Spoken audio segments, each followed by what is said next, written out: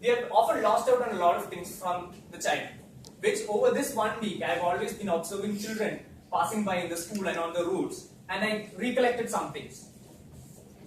The whole speech will have 3 things which we can learn. The first one is creativity.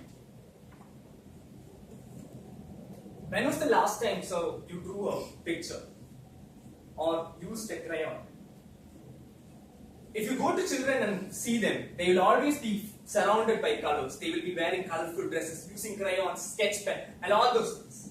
And what are we stuck up? We are stuck up always in black and white. Be it in our phones, be it in the papers that we read, be it in the office documents that we see.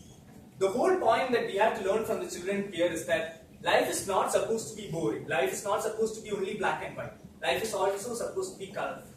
And that colorful inspiration should be taken from the kids. However old you grow, however wiser you become, that color should never fade from your life. That is one thing that we can take from the kids. The second thing which comes under creativity is learning. Children, as you can see, they never stop learning.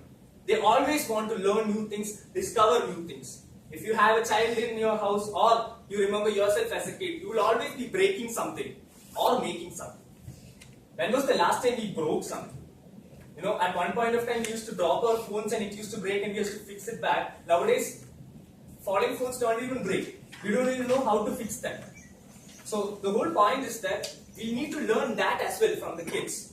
To learn, to understand, to be more curious about things that is happening around us. We shouldn't be complacent that we have reached one particular level and we don't have anything to learn.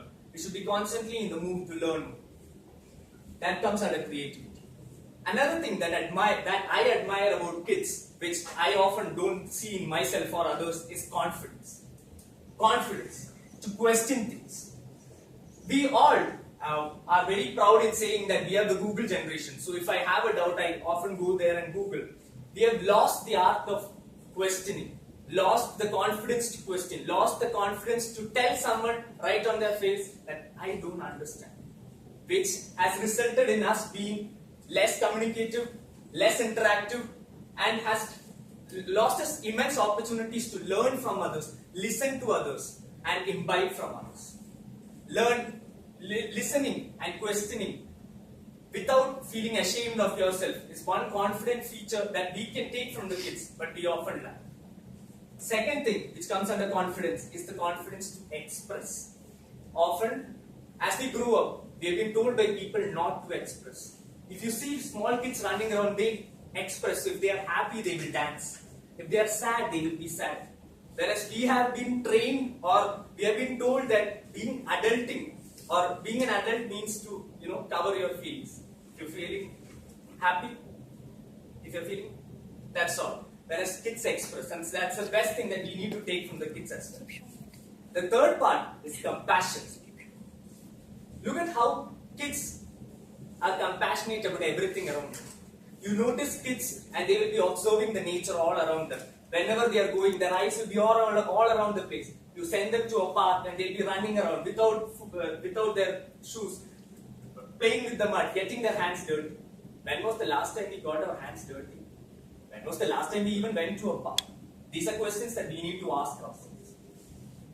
Compassion again comes in the forms of being non-judgmental about others. If you see kids, they do not talk to people based on their caste, their creed, their position or anything.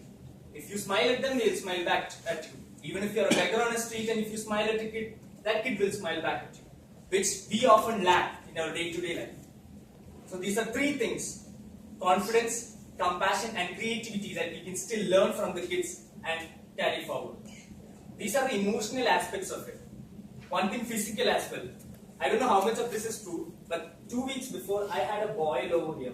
I had come for the meeting, but I don't know how many of you noticed. There was a big boil over here which went very wide. A friend of mine and I, we were discussing, and he told me the reason why this boil came. I would like to believe his reason. He told me that when you were a kid, you used to bruise and fall, and all of your bad blood used to go out through your guts. Now the only bruises that I get are to my ego. I never get bruised on the legs or the arms, and we just let all the bad blood accumulate and it went out. So it is true both emotionally as well as physically. that at some point of time, we need to stop, pause, and look back at our childhood. Look back at how we used to play with Mickey Mouse, and look back at how creative, confident, and compassionate we were, and continue the journey forward.